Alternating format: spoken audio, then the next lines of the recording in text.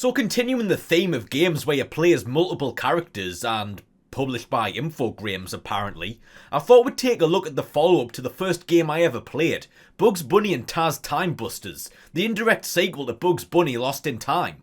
But despite that being one of the most significant and beloved games of my childhood, I must admit I don't have the same memories of its sequel. Now that's not to say I didn't like it or anything, I just don't remember it all that well, except for the fact that it seemed quite a bit harder than its predecessor.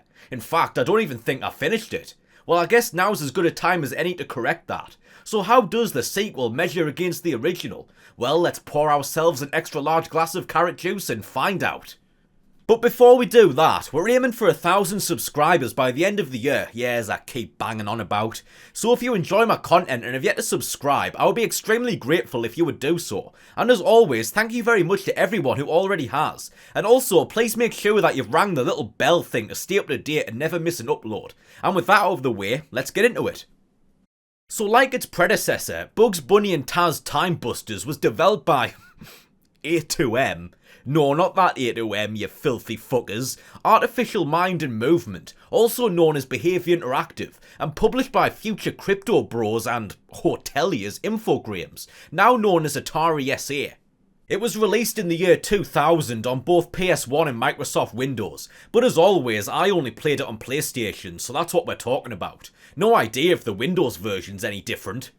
So we hit start and find that lousy apple-stealing piece of shit Daffy Duck on his way to Granny's house to take care of a pesky mouse problem she's been having. But then the daft fucker messes with the time machine that all sweet little old ladies have in their houses and ends up in Jeff Bezos' bedroom apparently. Oh god, he's waking up! Quick, get out of there Daffy before he sends you to one of the warehouses! I've heard what those places are like! Back in the Shire, our trusty hero is rudely awoken from his slumber to find all hell's broken loose. Fire and brimstone coming down from the sky, the dead rising from the grave, dogs and cats living together, mass hysteria! And somehow this is poor old Bugs' problem to solve. Yeah, figures. And I guess he doesn't have a choice in the matter considering he's pretty much been kidnapped by Granny and her pet Tasmanian devil and forced into working for them. Oh, can't go yourself, eh, Granny? Have to stay and stabilise the time machine, do ya? Ah, you likely fucking story. Next you'll be telling me your knees have been giving you trouble again, you lying old bint. So anyway, there's the story. Time's been knocked out of whack, so Bugs and Taz have to travel through various eras to find Daffy and get back the time crystal to fix the machine and put everything back to normal. But before we can do that, first we've got to go through the training. So as mentioned previously, the main feature with this game is you play as both Bugs and Taz, but unlike say a Monsters Inc or Men in Black, instead of playing as one character at a time, you actually play as both, controlling and switching between them as you go, which is a cool feature that I don't think we've seen so far. I mean, how many games have you played where you can literally control multiple characters at once? And I mean literally. Yeah, if you're playing on DualShock, one stick will move one of the characters while the other one moves the other. Now I know I've never come across anything like that before. I mean, you can't do anything more than that, but it does actually come in handy sometimes, like where you're doing something with one character and want to get the other one into the right position to do their part. Beyond that, you have pretty much the same abilities as in Lost in Time, but now they've been split between our two main characters. Bugs can still climb and sneak and use rabbit holes and do his helicopter ears to land softly, but he can no longer pick up and carry crates or push larger objects cause, I don't know, I guess he's been skipping out on the gym lately. Not that I can talk, but never mind that. These abilities now belong to Taz, the fucking roid head, and demonstrates just one of the instances where you'll have to combine both characters' abilities to get past certain obstacles. And then you've got all the other stuff. Bugs can pick up and throw things, use objects like mallets and torches, and he can still terrorise bad guys by jumping on their heads and kicking them up their arses. And Taz can do his trademark whirlwind spin thing. Oh, and Bugs and Taz can both swim now, so that's nice. It's not quite as good as the swimming in say Spyro 2, but it's decent enough, and I love Taz's cute little doggy paddle. But how exactly does playing as both these guys work? Well, basically, you control one while the other one just kind of stands around in a trance, I suppose, and then you can switch between them using the R1 button. You can also use the L1 button to instantly summon the other characters to your position. It's well done, but it can be a bit annoying if you mix the buttons up and end up moving the characters to places you didn't want them to be. But you know I wouldn't be a real gamer if my disturbed mind didn't ask the most important questions, such as, can you abuse your faithful companion? And the answer is, abso-fucking-lutely. Yeah, you can kick poor old Taz all over the shop should you feel inclined, and he can use his spin attack on bugs. And what's more is, you can take health from one and give it back to the other. Yeah, so if one of your guys is low on health and there's no carrots around, just beat the shit out of the other and consume the carrots that come falling out of them like some vitamin A vampire. So yeah, that's something. So once you finish the training, you're finally unleashed into the world to track down Daffy and get back the time crystal. Once again, we're going through various time periods. The first of which this time around, get it cause we're travelling in time? it's the Aztec Era. So the game's structured pretty much the same as the previous one. Each era's got a main hub area from which you can access individual levels. The main collectibles are the gears you need to repair the time machine, which also unlock the further eras. In addition, you've also got the Acme crates, which return from the first game, of which there are 5 in each level, and when you smash them all, you get some more gears. And then you've got these poor fuckers, guys who've gotten trapped in the wrong time period thanks to Daffy. Very much, lost in time as it were. And, yeah, they don't seem too happy about it. They're over here sobbing their eyes out. Oh, it's okay, buddy, don't cry. Here, let me help you out. There you go. How'd you like that, So yeah, when you find one of these guys, just give them a good old kick up the arse, and that'll get them back to where they need to be. Man, that's one powerful kick, Bugs. You must have been training the hell out of that. Kick someone so hard you can send them hurtling through time and space?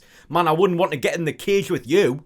So yeah, the moral of the story is, if you ever come across somebody in trouble who needs help, yeah, just give them a good kicking and it'll sort them right out. And finally, there's the boss tokens. Just like in the previous game, each era has a boss, again one of the classic Looney Tunes characters, who you have to defeat in order to progress. But first you've got to get to them, which you do by collecting the 3 boss tokens by beating all the other levels in the era, and once you have all 3, you're free to face the boss. But while I said the game's structured similar to the first one, there's still some substantial difference between that game and this one. Namely, while the former was more focused on platforming, the latter places a lot more emphasis on puzzle solving and mini-games. While the platforming in the first game could get pretty tricky at times, in this one they dial it back so much to the point where I might even be hesitant to call it a platformer. Yeah, there's platforming, but it's about as basic as you can get, which is a bit disappointing, especially considering how fun the first one could be. And while there were a few instances in the first game where you'd have to stop and think, you've got a lot more of that here. It's nothing super complicated. Basically, you'll just come to a few bits where you'll have to figure out how to combine Bugs and Taz's abilities to get by, although none of it's really that challenging, and to be honest, I much preferred the gameplay in Lost in Time. Here it just feels a lot slower, where you're constantly having to stop to figure out these bits, while in the first game it felt more like you were constantly on the move, which just made it feel more engaging for me. Now that's not to say the puzzle solving's bad, I just wish there could have been a better balance between that and the platforming, like what the first game had. So as mentioned a couple times, a lot of the gameplay is devoted to mini-games which you can access through the hub area. They're alright, but they do get a bit repetitive. There's mostly just a couple types that get repeated throughout the game. There's some memory-based games which are just the same button pressing thing but with different scenarios. Just watch the button sequence and then repeat it back. Simple. And there's also some sports-based mini-games. Things like hockey, rugby, soccer. Football! It's called football, you fucking wazzocks! It's a ball what you kick with your foot! Hence the name! Football! But it really doesn't matter what you call them, considering they all play pretty much the same. And there's also some races or on rails based levels, kind of like the skiing and minecart levels in Lost in Time. They're okay, but they're also some of the most frustrating parts of the game, mostly because they're controlled like balls, and then you've got gears and shit to collect along the way, but because the controls are so shit and the game's so pedantic about how close you've got to be to get them, there's some that are really hard to get, and if you miss them then you've got no choice but to keep going round and round and round until you finally manage to get them. So anyway, after you collect the 3 boss tokens, you gain access to the boss's lair, the first of which is Yosemite Sam again. You just make your way through the level, passing a bunch of challenges until you come to the boss fight. The boss fights are also different this time around. While in the first game they were mostly just straight up fights, here, like with the rest of the game, you instead have to figure out how to use Bugs and Taz's abilities to indirectly defeat the boss. Like for instance here, you first got to use Taz to push the blocks to the right positions, and then use Bugs to get the torch off Sam to burn the ropes holding up the cage with the time crystal in it, so it'll fall on him and then you can get the crystal. But no such luck, because then that sneaky son of a bitch Daffy turns up again and nicks off with it, and now you've got to follow him to the Viking era. And one thing I really missed from the first game is the cool little era selection screen where you're in the time machine and cycling through the time periods you've unlocked. Instead, to move between eras, you've got to return to Granny's world and then go through the gates leading to the next time period that she just has for some reason. Like what, is she just like the lord of these specific time periods or something? I mean, why else would you have these? So now we're in the Viking era, and this is where the game starts to open up a bit more. The challenges get a little more complex, and we start to unlock a few new abilities for Bugs and Taz, or more accurately, new ways for our heroes to abuse one another. Like for instance, Bugs can jump on Taz's head to get more height and reach higher up areas, but then Taz can get his own back because he can just pick up Bugs and hoy him across wide areas. With friends like these, eh? Then there's a few more individual abilities. Bugs gets his roll move back, but now you can charge it up to make it last longer, same with Taz's spin. Taz can also learn to scare enemies with what I assume is his audition for Monsters Inc.'s Scream Team. Then you can turn Bugs into a living carrot gun, using the free aim mode to aim and fire carrots at out of reach enemies, and Taz can learn to fly with bubblegum? Okay. Bit random, but okay, whatever. However, unlike in Bugs Bunny Lost in Time, there's no instances where you need these abilities before you get them, so you're not having to go back and forth between eras to collect things you didn't have access to before.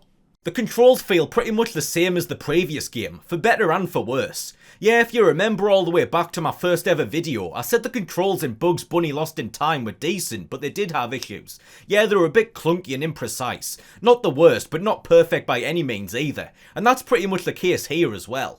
This mostly isn't a big issue with there being less emphasis on platforming, but it does become annoying in some specific instances, like when you're trying to pick things up, since you have to be practically right on top of an object in order to do it, which is especially annoying when you need to move fast at the same time. Like in this bit where you're fighting this heathen motherfucker, hiding in his longship and throwing bombs at you like a fucking pussy. So what you're supposed to do is first use Taz to grab this big metal hubcap thing to bounce the bombs off so they land without exploding. Then as Bugs you pick up the bomb and throw it back to hurt the guy. But the problem is it can be difficult to get Bugs in the right place to pick up the bomb. You've seriously got to be in the exact right spot, otherwise he just won't do it. Which might not have been quite so bad if this fucker wasn't throwing more bombs at you so frequently that you can barely stand still for 2 seconds and have to keep moving, which makes it even harder to get in the right spot. And if you're like me, you'll start getting flustered, so then you're mixing up the buttons when you're trying to switch between Bugs and Taz, selecting the wrong one or moving them to the wrong place, and it just drives you fucking nuts. I want to ram a fucking drinking horn up this pagan fucker's arsehole. That's what you get for terrorising my ancestors, you prick. Oh, and it also has the same weird thing we saw in Monsters Inc., where if you're on DualShock, the characters run just fine when you push the stick forwards and backwards, or left and right, but when you push it diagonally, they slow down to a walk, just like Mike and Sully did, which isn't that much of a surprise. I mean, they were made by the same developer after all, but it's just a weird thing that I can't get my head round, especially considering the fact that it's not a problem in Bugs Bunny Lost in Time. Yeah, you can play that game on DualShock and run round and round and round to your heart's content, and it's fine, so yeah. What the fuck? But anyway, you get the boss tokens again and then face the boss of the Viking era. This time it's Elmer Fudd. You kick his arse and are about to claim the time crystal, but then Scrooge McFuck here fucks off with it again, and then disappears into the Arabian era, and I guess we've got no choice but to follow him. So given this game was released only a year after its predecessor, it's no surprise that graphics wise it looks pretty much the same, although there have been some subtle improvements, like the character models and environments seem slightly more detailed, and once again the art style does a good job of emulating the style of the classic Looney Tunes cartoons. However, I must admit that I didn't find the presentation side quite as compelling as I did with Lost in Time. Firstly, and this is mostly down to personal taste, but I didn't find the time periods in this one to be as interesting as those in the previous game. But again, that's just my taste, although it might also be due to the fact that a lot of the tasks and minigames just aren't that interesting either. A lot of them are really basic and don't have much to do with the time periods they're set in.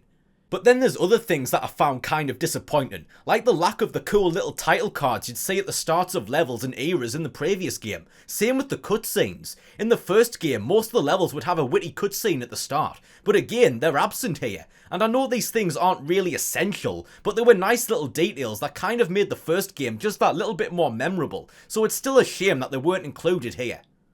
Something else I praised in my review of the first game was the sound design, and that's another thing I didn't like as much in this one. Yeah, it's fine, I mean they do reuse a lot of the sounds from the first game, but a lot of the ones that I liked the most didn't get brought back. For example, some of the sounds Bugs makes when he gets hurt were a lot funnier to me in Lost in Time, like when he would fall in lava he would make this sound.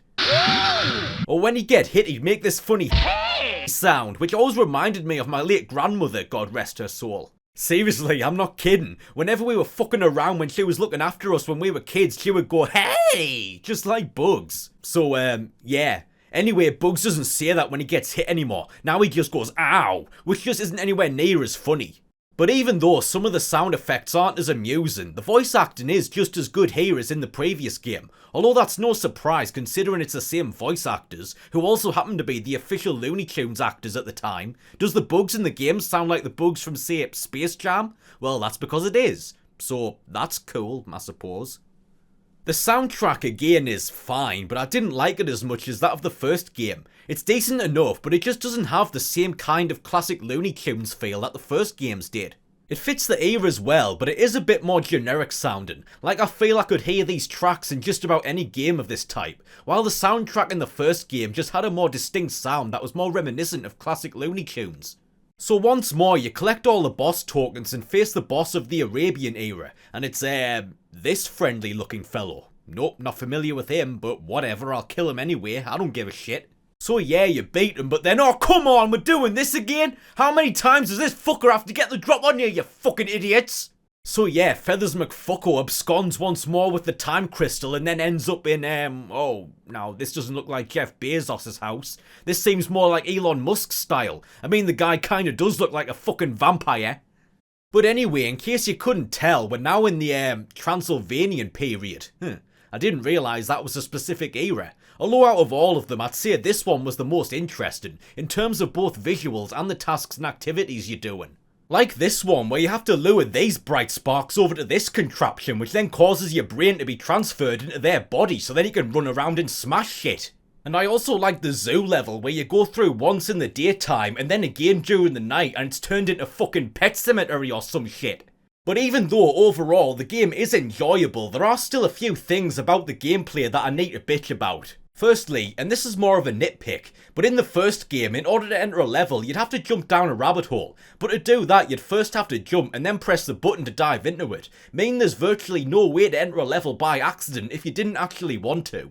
But here, instead of going down a rabbit hole, there's just some door or opening for you to walk through. And the problem is, if you get too close, like if you just want to see what the level is, then there's a good chance you'll enter it by accident and then have to fuck around waiting for the level to start and then quit again to get back out. Which doesn't take long, but it's still annoying. So yeah, I wish they could have just kept the rabbit holes or something. Then you get this handy stats screen to tell you how much of all the collectibles you found in each level. That's good. But it counts the main hub and all the mini-games as one area, meaning if you've still got stuff to collect, you can't tell if it's in the main area or one of the mini-games. That's bad. So yeah, when I was trying to find the last few gears that I'd missed, I was running around, checking every nook and cranny and more wanting to bang my fucking head off the desk, thinking, Jesus Christ, where the fuck is this fucking thing? Before a light bulb finally turned on and I remembered, oh yeah, there's stuff in the mini-games. You know how much time could have been saved if you just told me that shit? Oh, and here's some bullshit that I really need to bring up. So you know how when you would reach the end of a level in Lost in Time, old Uncle Fester here would show up and ask you if you want to save the game, pretty much acting as an autosave? That was a nice little feature, right? Pretty helpful. But does this game have the same thing? Well, no. I mean, first of all, Merlin, or Granny rather, wouldn't have much of a chance to meet you considering most of the levels in this game don't have clearly defined endpoints. Yeah, once you've done everything, to leave the level, you've either got to pause the game and quit manually or go back to the beginning to get back to the hub area. But even when you do that, the game never asks if you want to save. Again, you've got to pause and do it yourself, which will be fine for almost any other game from this time. I mean, at this point, autosave wasn't yet one of those ubiquitous features you'd expect from every game, but given the fact that the previous game pretty much had an autosave, you can be forgiven for expecting the sequel to have one as well, which I did, meaning early on in my playthrough, a couple times I quit the game, forgot to save, and lost a couple hours worth of progress that I need to do all over again. So that's nice. Thanks for that, you fuckers. So for the final time, you collect the boss tokens and then go to the castle to confront Count Muscular and retrieve the time crystal. This was the only boss fight that I had trouble with, since it took me longer than I care to admit to realise that to hurt this guy, you've got to jump on the tile he's holding over his head before he throws it, and then you just have to push the statues to the centre of the room, and there you go. Oh no, you don't, fuckface. You don't need to fuck me 4 times before I learn my lesson. So Bugs and Taz make it back to Granny, time's finally stabilised, and they all live happily ever after. Well, not exactly. See, if you haven't found all the gears in the game, that means time isn't fully fixed, and to get the proper ending you need to go back and find all the ones you missed, or you can just tell Granny to go fuck herself. Yeah, the game actually gives you a choice. You can go back and get the gears, or you can say, fuck you Granny, I'm done being your fucking errand boy. But if you decide to be an absolute simp and get the gears, then you unlock the true ending, where you fix time properly, Daffy gets brought back to the present, but he's shrunk down to the size of a little pissant, and then, Bugs decides to murder him? Okay. And, well, that's all, folks.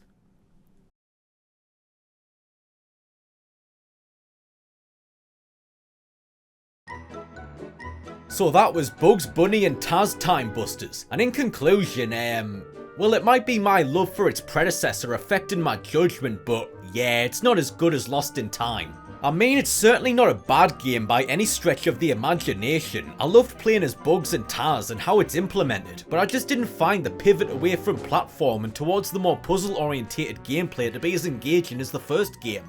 It feels a lot slower, and a lot of the activities and mini-games feel a bit simplistic and boring, but it was still entertaining enough that I didn't get sick of it. It's fine. They tried to do something different from the first game, but it just didn't really work all that well. Presentation wise, it's decent as well. It's got the same classic art style and sense of humour, but again, I didn't like it as much as the first game. A lot of the nice little details that made that game so memorable are absent here, and the stuff that remains just isn't quite as good. But even though I might not be as fond of it as its predecessor, I would still recommend it. It's a decent enough time, especially if you enjoyed the first game. And that's about it.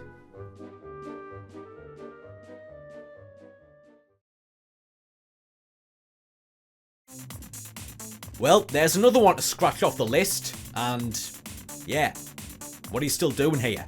I've got nothing else to say, except thank you very much for watching the video. I hope you enjoyed. If you did, then leave a like. If you didn't, then tell me to go fuck myself. Once again, thank you very much to everyone who subscribed, and if you haven't yet, I will be extremely grateful if you would do so. Thanks again for watching, and I'll see you in the next one.